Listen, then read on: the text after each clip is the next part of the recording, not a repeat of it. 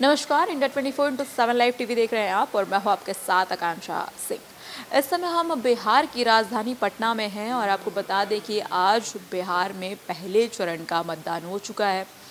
अगर बात की जाए सीटों की तो 121 सीटों पर आज मतदान हुए हैं, जिसमें 60% से ज़्यादा वोट पड़े हैं। जिसके बाद लगातार बयान मंत्रियों के सामने आ रहे हैं और ऐसे में चिराग पासवान का बयान आया है। उन्होंने कहा है कि इस बार एनडीए ऐतिहासिक जीत दर्ज करने जा रही है और मजबूती से सरकार बनेगी पूर्ण बहुमत के साथ, ऐसा चिराग पासवान का बयान आया है। वहीं जेडीयू के तमाम नेताओं और प्रवक्ताओं का बयान आया है। उन्होंने कहा है कि सुशासन, सशक्तिकरण, रोजगार एवं तमाम सामाजिक मुद्दों को लेकर नीतीश कुमार के नेतृत्व में एक बार फिर से एनडीए की सरकार बनने वाली है। तो वहीं आरजेडी और महागठबंधन के तरफ से भी लगातार ये दावा किया जा रहा है कि इस बार बिहार में सरकार बनेगी महागठबंधन की, जिसको लेकर लगातार वार्ड पलटवार का दौर जारी है। और आपको बता दूं कि राहुल गांधी का एक बयान आया जिसमें वो राहुल गांधी ये कहते नजर आए कि वोट चोर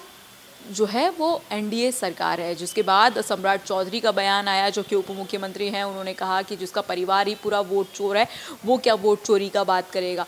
ऐसे में लगातार तमाम मंत्रियों का, चाहे पक्ष हो चाहे विपक्ष हो, दोनों एक दूसरे पर कटाक्ष कर रहे हैं। वार पलटवार का दौर जारी हो और आरजेडी की तरफ से आज पूरा दिन भर यह आरोप लगाया गया कि जिस तरीके से आज वोटिंग्स हो रही हैं उसमें कहीं ना कहीं धांधली की जा रही है। कई जगह से अलग अलग तस्वीरें सामने आई जिसमें साफ तौर पर लोगों को ये कहते सुना गया कि हमारे वोटर लिस्ट से नाम हटा दिया गया है, हमने नाम रजिस्टर करवाया था, उसके बाद हमारा नाम हटा दिया गया।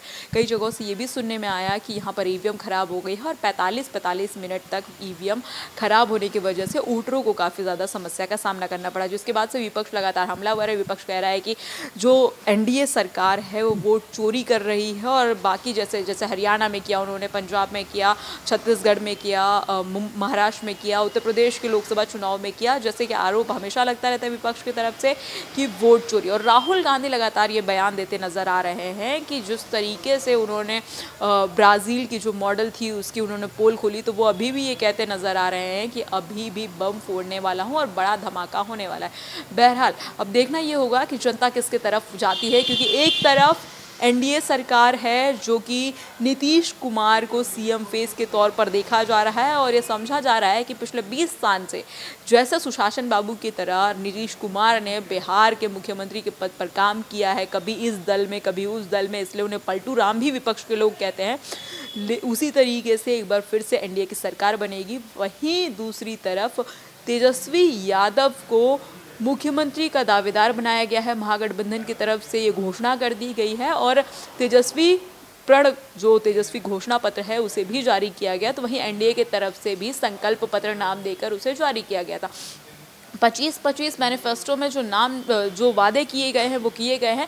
लेकिन यहाँ की अगर जनता की बात की जाए तो सबसे बड़ा जो हमने सर्वे किया उस सर्वे में हमें ये पता चला कि सबसे बड़ी यहाँ की जनता की समस्या है, वो समस्या है रोज़गार, वो समस्या है पलायन, वो समस्या है यहाँ पर आने जाने वालों में महिलाओं की सुरक्षा, शौचालय और सड़कों की दिक्कतें, जिसको लेकर कुछ लोगों का ये कहना है कि काफ़ी ज़्यादा बदलाव आया है बिहार में एनडीए की सरकार में। लेकिन कुछ लोगों का ये कहना है कि पहले लालू यादव की सरकार में जंगल राज हुआ करता था, लेकिन अगर अभी मौजूदा देखा जाए तो मौजूदा समय में तेजस्वी यादव युवा हैं और युवाओं के लिए तेजस्वी यादव सोचते हैं। जैसे तेजस्वी यादव ने कहा है कि वो महिलाओं के लिए कई सारी योजनाएँ ले आएंगे। इसके साथ उन्होंने पलायन पर बात करने की बात कही है। इतना ही नहीं तो उन्होंने ये भी कहा है कि हम हर घर रोजगार देंगे। ऐसे में अब जिस तरीके से लगातार ये बयानबाजी चल रही है एक दूसरे के तरफ से, पार्टियों की तरफ से, और लगातार जिस तरीके से